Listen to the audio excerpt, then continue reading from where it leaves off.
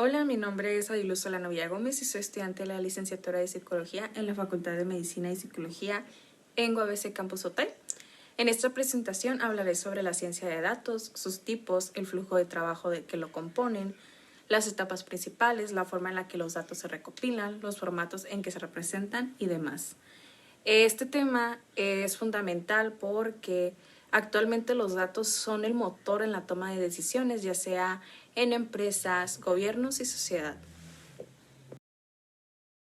Tipos de datos. Existen distintos tipos de datos. Primero, los datos estructurados, que se encuentran organizados en tablas, como sucede en Excel o en una base de datos relacional.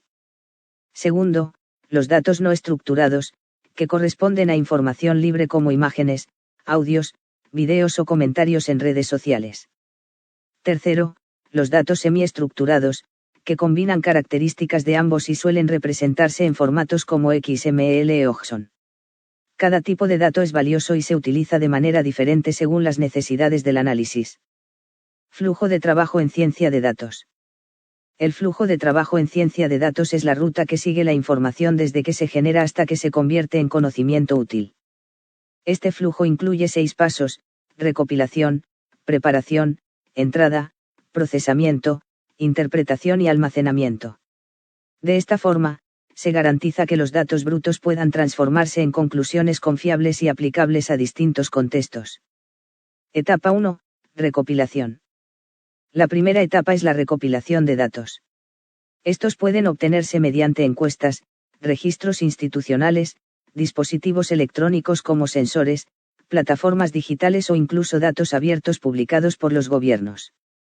Un ejemplo lo encontramos en México con la plataforma Mejora tu Escuela, que combina información pública con reseñas de los ciudadanos para ayudar a los padres a elegir la mejor opción educativa.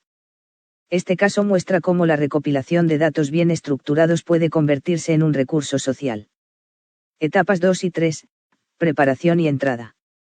Una vez obtenidos los datos, comienza la preparación, también llamada preprocesamiento. En este punto se eliminan duplicados, se corrigen errores y se organizan los datos para garantizar su calidad. Posteriormente se realiza la entrada de datos, que consiste en cargarlos en sistemas como un CRM, un data lake o un almacén de datos, donde ya pueden empezar a transformarse en información utilizable. Etapas 4 y 5, procesamiento e interpretación. La cuarta etapa es el procesamiento, donde los datos se analizan mediante algoritmos estadísticos o de aprendizaje automático. Este paso permite descubrir patrones y generar predicciones. La quinta etapa corresponde a la interpretación de los resultados.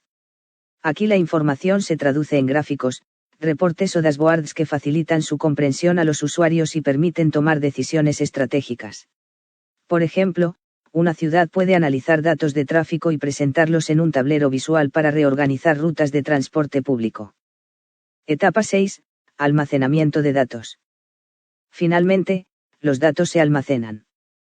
Esto puede hacerse en bases de datos, que permiten registrar información en tiempo real y responder rápidamente a consultas, o en almacenes de datos, que están diseñados para realizar análisis de grandes volúmenes de información.